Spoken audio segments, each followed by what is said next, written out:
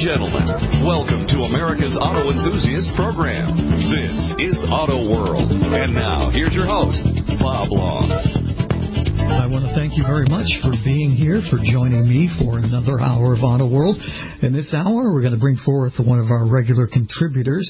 Pretty soon you'll see his bio and picture up at autoworldradio.com. He is the man when it comes to all things lubrication, an expert in the realm of synthetics and Amsoil, and one of the biggest Amsoil dealers in all of North America. I learn something from him every single week, and I know that you folks learn an awful lot too. You can call us up with a question at 855-660-4261. Mackenzie is running the board in Minneapolis, just outside of Minneapolis, Minnesota. I and Dan are down here in the Orlando, Florida area, and we're here at your service, ready to help out. So email me, Bob, at autoworldradio.com. Email Dan anytime. Do it at 3 o'clock in the morning. You can email him. It's Dan Watson at thelooppage.com. And we got a brand new affiliate. I tracked it down myself. So hello to everybody. Somebody called in a previous hour of the broadcast, and we've got the frequency. So hello to everybody listening on AM 1370. Don't know the calls yet in Ocala, Florida, but we're very happy to be on in Ocala. I'll have to come over to the radio station and visit. That is great news. And it's always great news to have with us live Dr. Lubrication himself, Dan Watson. Dan, how are you doing? I'm doing good, Bob. Doing good. It's I tell you though, I'm still waiting on that fall weather.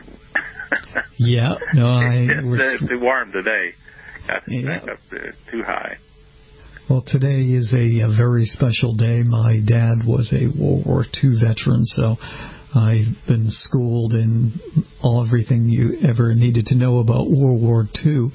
And you are a veteran as well, serving as a nuclear propulsion specialist. And today being Veterans Day, you're a veteran. Tell us a little bit about your U.S. Navy service. Well, thanks for asking, Bob.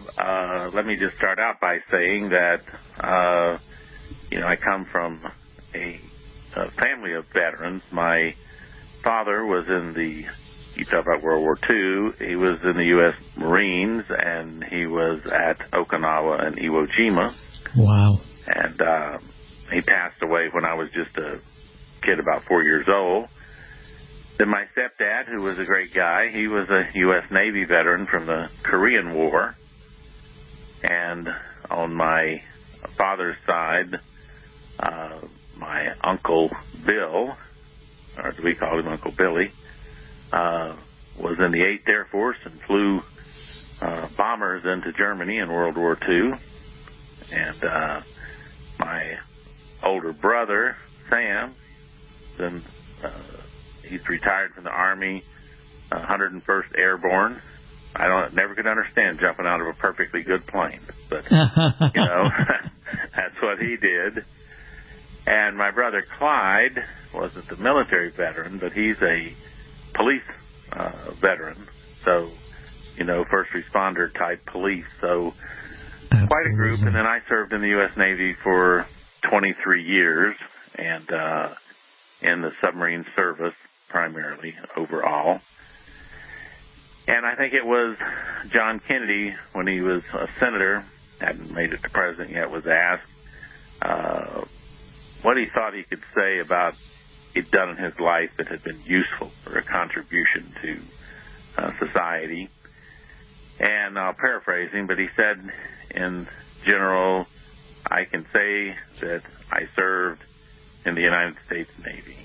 And so he thought very highly of it. And of course, he ought to. Remember, his PT boat was banged up there in the Pacific. They made a movie about it. So, he had quite an experience for himself in World War II. But his experience was common with so many other people. If God willing, they lived through World War II, they had some very harrowing stories to tell of great struggle in Europe and in the Western Pacific. So those guys they're going out now fairly fast because they're all in their 90s.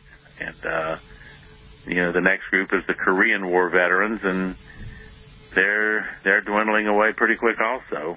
And then you get to the Vietnam veterans, and that's probably the larger group now. People kind of think, well, Vietnam wasn't that big of a war compared to World War II and the Korean War. Why so many Vietnam vets? But you got to remember that it went on for right at 15 years. Yep. Okay, from 1960 was when the first of the advisors went into South Vietnam. 1960. Actually, a little earlier under Eisenhower, but the larger numbers in the 60s there. And we didn't leave that war until 75. So that's a long time. So when you start serving with 400,000 or 500,000 men in country through a significant period, you're going to rotate a lot of people through that time in that many years. And so there's a lot of Vietnam vets, and now we're into the period of the Middle East wars, with the first one in 1990, and then in 2003. So I guess you could say that our country's been at war in almost every generation of young men coming along. So thank God that they're out there and they're willing to serve for the country, because it remains a dangerous world in the aspect that we have people in the world with bad intentions towards the United States, and we put those guys on guard all around the world 24/7. There are U.S. military personnel on guard protecting our interests, our rights, and sometimes our lives around the world. So if there's any young men or women out there thinking in their mind whether serving in the U.S. military is something worth their effort or time, I would tell them the same that Kennedy said, that you finish it, you do it, you stand tall. One day you'll look back and say that it was important that they served. So don't hesitate to serve. The country needs you, and you will find it a rewarding experience. Well, we salute you and all the other veterans out there, and we're very fortunate to have a volunteer force these days, and lots of young men and young women are getting into service. And at church, they had all of the veterans stand up, and the number of women really surprised me, young women. But there are an awful lot out there, and you're right.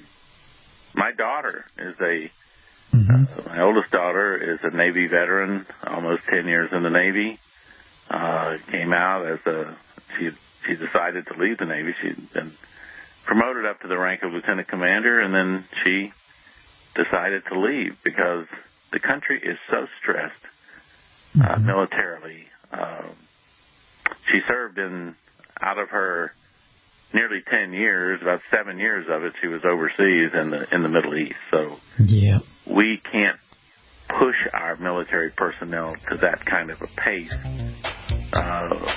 We need a larger military. It's as simple as that. If we're going to play these games, we need to play it with a full troop, not a half a service.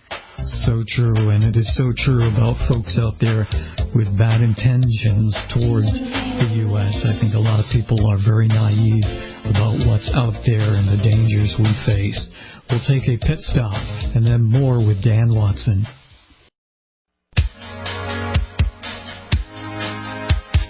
Broadcasting from the middle of Corvette Boulevard and Stingray Avenue, this is Auto World with your host, Bob Long.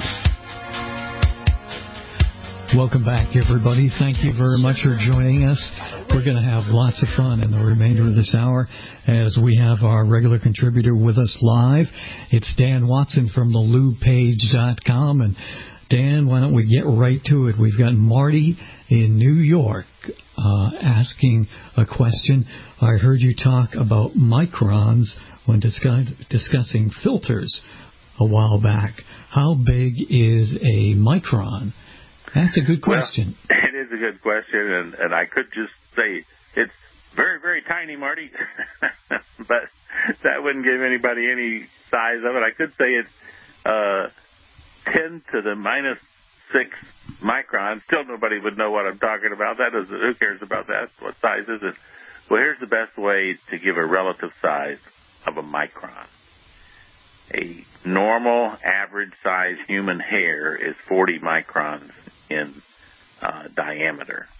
So most people can look at the hair that comes off their head and hold it up in the light and see it and realize that they could cut it in 40 tiny little slices that were micron each. It'd be 40 microns for the width or diameter of your average human hair. So that at least gives us something we can compare the size to looking at something rather than talking about numbers that just don't seem to make any sense. Now, micron ratings are used in filters, and the average filter out here that you buy off the shelf or comes on your car might be somewhere depending on the quality of the filter, it's going to run from 20 to 40 microns in size, the filtration capability to remove a particle that small. Now, that's pretty good when you think about that. I just said it takes 40 of them to make up a hair, so if you're talking about a 40 micron filter, it's removing particles that would be the width of a human hair, the size of a human hair. So that's pretty good. But in the world of filtration and preventing wear in your vehicle, it is assumed that you want to get those as small as you can because millions and millions and millions of times these things rotate, the different things in the engine, the moving parts, and if these small particles are in there in enough concentration that the filter won't remove them, they can give you one of the world's most fine rubbing compounds. I mean, that's a fine rubbing compound. You think it can't ever do anything. Just do it for 100 million revolutions of that part because it's amazing how many times that revolutions that engine's going to turn over in the course of driving 200,000 miles or something. It's just unbelievable. So they are important. That's their size. And you can make a whole show on it, so we won't because we got other questions to do. But remember, 40 microns for the average, for the diameter of the average human hair. I think that's enough to say about it, Bob. That is excellent. Let's move to Florida, where Jerry has a question, and an interesting one. Does Amsoil make an aviation engine oil? I didn't know if they do or not. What's the answer, Dan? Well, with all sadness to say, no. And remember the founder of Amsoil was a hotshot fighter pilot for the Air Force Air National Guard, Albert Amatuzio. So you know this is a heartbreaker. When he started out and had an aviation oil, they don't have one now. They could put one in a bottle tomorrow. They know exactly what they'd want to do. But, folks, you have to understand something about aviation. The liabilities in aviation are just ridiculous. When a plane crashes and there's anything under question, they would come to somebody like Amsoil and say, well, we don't know, but we're going to look into it, and we're going to sue you. Probably your oil had something to do with the engine failing, so you're going to get sued whether you did or whether you didn't. You'll have to settle out of court, otherwise we'll take the whole business, this kind of thing. Aviation liability is outrageous, and so the only people that can play in that game are these huge companies. And so you'll see the Texaco or the mobile trucks fueling and providing the lubricants and everything that's required for these these aircraft because they're the only ones with deep enough pockets to handle the liability if one of them crashes. So that's the reason we don't have one. And people in experimental aircraft, which are not rated by the FAA as designed to have passengers, people build them. They build kit planes and all kinds of things. So there are lots of people across the country using Amsoil products in those kit planes because they do not have to meet the certification for the carrying passengers. So that's a sad story of aviation and engine oil. It might change as Amsoil gets bigger and they check that market out and see if there's enough money into it to figure out how they would handle the liability. That's a very interesting question. Tim in Atlanta dropped us a note. He writes, can I use synthetic grease in an application when conventional grease has been used for years? Well, he actually opens up a question which is bigger than the one he asked. Grease compatibility is an extremely important aspect, whether the lubricant is synthetic or petroleum. It doesn't matter. The synthetic oil, let me first just back up and make sure people understand what grease is.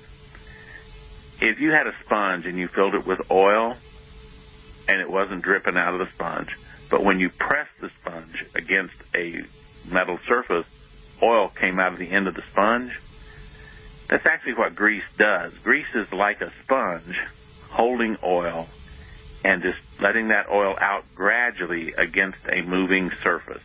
Okay? Now, we don't have a sponge. We have things we call thickeners, or sometimes even in the industry they're called soaps. And these are the things that make it look solid rather than liquid. But mixed in that thickener is a lubricant, a genuine lubricant that's either a synthetic oil or a petroleum oil with all the same things in it that you would have if it was just the oil itself lubricating a particular moving part. So the synthetic oil, it's probably in most cases around a 30-weight oil. Of course, there are thicker oil bases and greases you can buy that would end up being about a 50 or 60-weight oil and so forth. But in general, let's say I got this 30-weight oil, I mix it up with a thickener, and it becomes like a tube of toothpaste, sort of. Well, the oil I mix up in there still has all of the additives that I put in it, such as anti-wear additives or extreme pressure additives like molybdenum, whatever it is, it's still in that oil, so that when that oil leaches out onto the moving part, it lubricates it like it's supposed to. Now, here's the problem. When we talk about grease compatibility, we'll just finish talking about it after the break. I think that makes a whole lot of sense. If you have a question for Dan, 855-660-4261. This is Auto World. 10 miles east of the highway. And now, back to the show with the highest octane, Auto World, and your host, Bob Long. Welcome back, everybody. Thanks so much for being here. My name is Bob Long, along with our man when it comes to all things lubrication, one of our great contributors here on the show, the CEO of thelubepage.com. That's right, thelubepage.com. It's Dan Watson, and Dan was busy deciphering this question which has been sent in to us about conventional grease being converted to synthetic grease. And Dan, you were doing an excellent job in explaining what grease is to begin with, and I honestly didn't know until you just started to tell us, so tell us more. Well, as I said, what you're doing in grease, see, grease is applied to places where you can't hold a liquid. Remember, when you're greasing the chassis of your car, the ball joints and the tie rods and the steering mechanisms, that there's no way that you could put liquid oil in that application. It would just flow off onto the ground and nothing would be left. But if I have a way, most of the time through a Zerk fitting, that I can pump a little grease in there and it stays in, and every time that thing exercises itself or moves in some way, it presses against the grease, and a little bit of film of oil exudes from the grease and lubricates the moving joint. So that's the whole idea of grease. It has to go in applications where liquid cannot be used, and because liquid would be our preference most of the time, just to use the pure liquid lubricating oil rather than this thick stuff that we call grease. But the liquid won't stay there, so I have to use the grease. So, okay. As I said, that grease has two components. It has the lubricant, the oil, and it has the thickener, which we call a soap in the industry. Now, compatibility of grease comes out to be the thickeners you use, not the oil. The oil in most cases would work, but what if the chemistry of the thickener is not compatible with the chemistry of another thickener? Then we get strange chemical reactions, okay? Now, there is what they call a grease compatibility chart table, which is available. You can come to the lube page if you got a specific application question and just ask me, and we'll get you back a quick answer and probably send you a copy of the compatibility chart. But you can look it up online these days if you look up grease compatibility chart and see what you come up with, because it's all over the place in lube information. But a lot of times we see lithium, or what they call lithium complex grease. And people think that we're lubricating with lithium. We're not. We're lubricating with an oil that's in the lithium thickener, and lithium is the thickener. Now, that's pretty standard. Now, there is one exception in this that is kind of unique, and it's a grease, and it's the reason why Amsoil Synthetics uses this grease. They have what they call a calcium-based thickener. I don't want to get down in the weeds to where we can't see where we're going, but in oils, calcium is used a lot of times as an additional anti-wear agent. So if I have a grease that the thickener is made up of a chemical that can actually be used as an anti-wear agent, then as the thickener is used up in the process of distributing the grease, the oil coming out, and it bleeds some of that calcium with it, it gives the oil coming out of the grease a higher load rating than if it was using a different kind of thickener. So one of the advantages of using a calcium-type thickener is that it can add to the performance of the lubricating oil that it actually bleeds out to make the joint lubricated. So grease itself is fairly straightforward. The first time we see grease being used is that they would use lard or fat to grease chariot wheels. Okay? Mm-hmm. So we've been greasing for a long time. Just the types of grease, they've changed a lot because we got smarter as we went over time. I think they were probably having to push that fat on those chariot axles a lot because, it's pretty heavy. You look at those things. I don't know how legitimately real they are from what you see. Some of them they show in the movies, project in the movies, but it looks like a pretty heavy shaped wagon, and those wheels were on wooden axles, shaft going inside of a banged out, metal circle. So they needed something in there, else those things would have probably caught on fire running pulling behind the horse. So I guess maybe it smelled like bacon fat frying or something. Got hot with the fat in there as grease. But whatever, that's one of the oldest records of knowing that grease is being used was on those chariot wheels. So anyway, back to the grease and his question. You can use synthetic grease anywhere that you had petroleum grease. But what you have to be careful of is you have to know if the thickeners are compatible.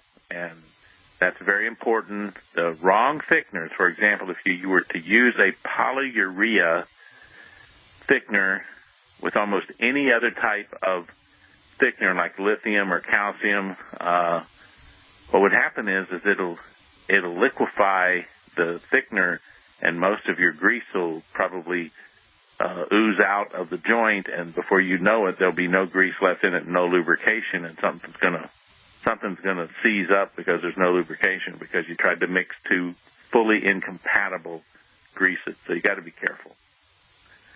End of question. End of answer. You definitely got to be careful, and with that, why don't you make sure and give out your telephone number just in case somebody needs to talk about grease a little bit more. Yeah, it's 800-370-2986, or you can email me at danwatson@thelubepage.com. Now, feel free to send me something, and don't think that every time you ask me a question, I'm going to try to sell you something. I've had numerous fleet supervisors over the years that couldn't buy anything but what they had in their shop. Send me an email and ask me something because they were concerned about a problem, and I sent them back a good answer and said, hey, if you ever get any, they ever loosen up on you and want to try some Amsoil, I'd love to sell you some, but I understand, so here, be careful. Here's the things you got to look for, and I answered their question. So right. You don't get too nervous that I'm going to try to sell you something because you contact me to get a question answered. I'm interested in you getting the question answered, and then always I hope I can, have a new customer, but that's not the ultimate aim. Absolutely. The next question is from Billy, who is listening in Pennsylvania. He writes, my turbo diesel is not running as well as it should. My buddy says the diesel may have a low cetane rating. I'm not familiar with cetane. Is it the same as octane for diesel? Good question. It is, and it's one that, I come across this all the time because, listen, before I got in the lubrication world, I really didn't know much about cetane in particular. I kind of familiar with octane because you see it on the gas pumps, right? Yeah. But it's unfortunate in the world, the technical world, that it's true. Cetane is opposite of octane. Octane in gasoline is a rating of how slow the fuel will burn rather than detonate. We don't want in our gasoline engine a detonation. We want to burn. Now, people say, well, gosh, what's the difference? Well, a millisecond or two or 100 microseconds or something. Yeah, it doesn't sound like much, but in that moving piston in that area, it's important. We want the fuel to burn a nice expansion, pushing down on that piston, and not a high-pressure peak into nothing because it blows up. And when we come back, I'll define cetane and how it's different. Perfect. More with Dan Watson straight ahead. Don't forget, Dan Watson at thelubepage.com or bob@autoworldradio.com. That's the name of the show. This is Auto World on GCN.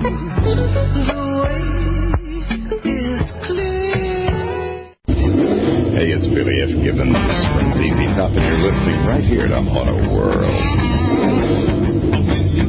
We're talking all about cetane and octane, and navigating through these dangerous waters is our lubrication specialist, our regular contributor. When you go to contributors.com, soon you'll see his picture and bio, but we hear him each and every week at this very same time, the man himself, Dan Watson. So, Dan, go back and reiterate what cetane is, and is it the same as octane, or is it something different?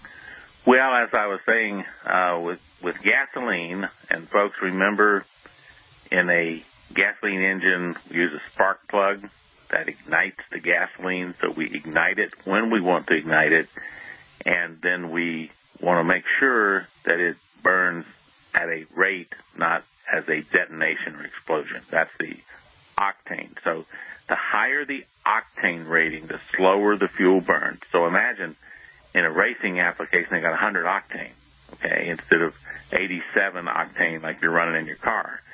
The reason is that's going to be a high compression engine, and they're trying to really make sure they can control keeping that from detonating. Your car's not running the high compression. It's not a racing engine, so you're down at 87 octane. Yours will be able to burn a little faster, but it doesn't matter because you're not asking for the performance there on that racing engine. Now, cetane. source of our question. In a diesel engine, you don't have a spark plug. What you are doing is you are compressing the air, and compressed air gets really hot. I mean, really hot. So in a diesel, you have to compress the air enough so that it is at such a temperature, a high temperature, that when the injector injects the diesel fuel into this very hot air, it ignites. Now, cetane is a rating of how easily the fuel can ignite. So it's the opposite of octane. The higher the cetane rating, the more, shall we say, it is easier to ignite a high cetane than it is a low cetane. So now I'm worried about getting this thing to actually ignite. If I had a poor cetane rating, say it was cetane goes up through about 60, but for practical purposes, we're looking at diesel from 40 to, say, 55. If I had a 40 cetane, it might not fire off quite well enough to burn all the fuel and get all the energy out of the fuel in the compression cycle that it would if it were a 45 or even a 50. So I want to get all the energy I can out of this diesel. I want it all to burn and create great compression, great power. But in order to do that, it's got to ignite for me. So I have a rating that tells me how easily that fuel can ignite in these conditions, and that's cetane rating. Now, most number 2 diesel will be running in the low to mid-40s, 42, 44, 45, somewhere in that range.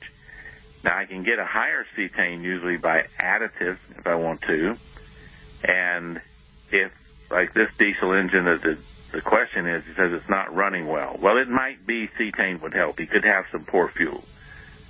I don't think that's a 50-50 chance of that being the case, because most of these turbo diesels are set up in such a way that you can tell the difference, because cetane will make your engine run, higher cetane will give it, it's almost like advancing the spark in an old gasoline engine, because the diesel will be setting off quicker, providing more power, and you'll hear less rattling in that diesel engine when you got a higher cetane rating. But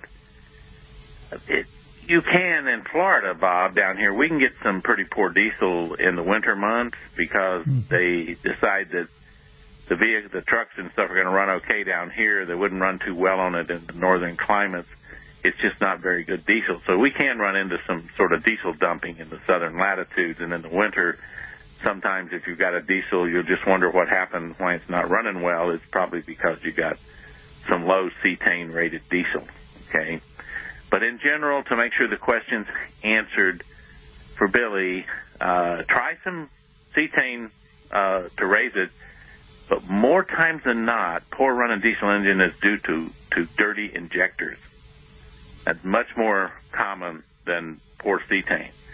But if Billy wants to go on my website, thelubepage.com, and drop me a note saying, hey, this is my problem, what do you think? I can make some recommendations to him. But just over the air here, I would say you got to put some type of an excellent injector cleaner in it, make sure the injectors come up to peak efficiency clean, and then worry about the cetane, because it's usually an injector problem when you have lower power production. Now, you could have the turbo may not be boosting like it should, but that's all different things. But cetane these days, it's not prevalent to find it all the time in places of low cetane. You might find water in the diesel, but low cetane that would show up as really market poor performance, not as likely as it used to be. Better control these days. So let's see if we can get a couple more in before we run out of time.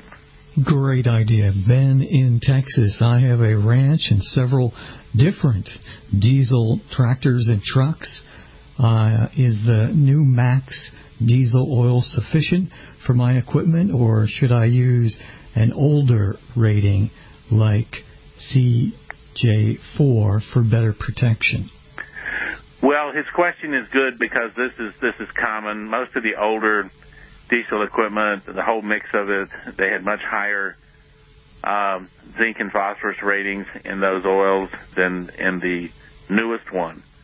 But I got to tell you, the formulation that comes from Amsoil, the new CK4 Max Protection oil, has 6 times the Detroit diesel specification for anti-wear. 6 times. Wow. That rating. And so if you want to make sure you get the best protection possible, I highly recommend that you take a good look. Do your homework. Take a good look at the Amsoil Max Protection or the Amsoil what's called Heavy Duty Diesel, which is 4 times the rated protection required by Detroit Diesel, not by Amsoil, but by Detroit Diesel's anti-scuffing test. And you'll get excellent protection. The current owner of Amsoil, the son, after his father died, Alan, he told me personally this is the best formulation they have ever made in this Max Protection diesel oil from Amsoil. So if you want to make sure you get the best protection, I tell you, do some homework, do a little research, and if you want me to send you detailed information, I'll be glad to do that too. But that stuff's amazing. And I own a diesel. It's just amazing oil, so take a look at it. But you do not have to run the CI4, although that is available from Amsoil, but you won't find CI4 rated oil out in the marketplace, or hardly even CJ4 anymore. You're going to find the new CK4, and depends upon how that is formulated, it may not have the level of protection you're looking for if it's in a standard petroleum-based oil. Let's get another one in, Bob. We got time. We can do it. Well, just make sure and give out your telephone number and your website. Yes, that's Dan Watson at thelubepage.com. Telephone number is 800-370-2986. All right, let's see if we can get one more, and my computer decided to do a little trick on me here in the last minute. But it's great news about the new station in Ocala. Oh, yes. Welcome to the station in Ocala.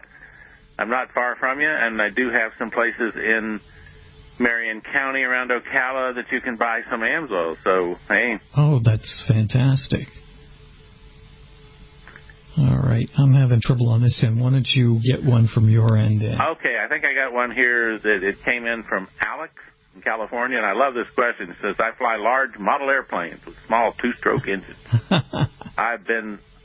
He says, I've seen some of the guys using Amsoil. Which Amsoil do you recommend for this application? I never would have even expected this, but I found this out years ago.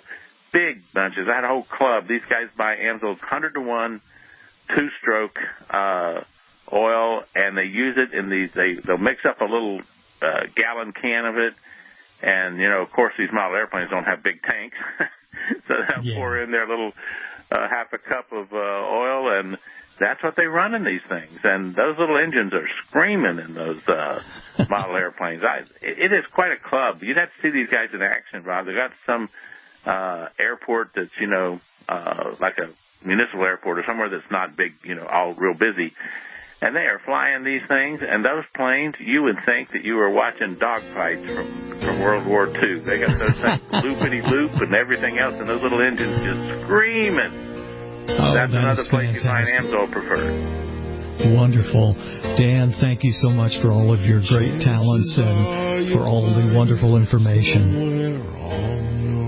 See you next time, Bob. Sounds great. That's going to do it for this hour of Auto World. Check out my website as well, autoworldradio.com.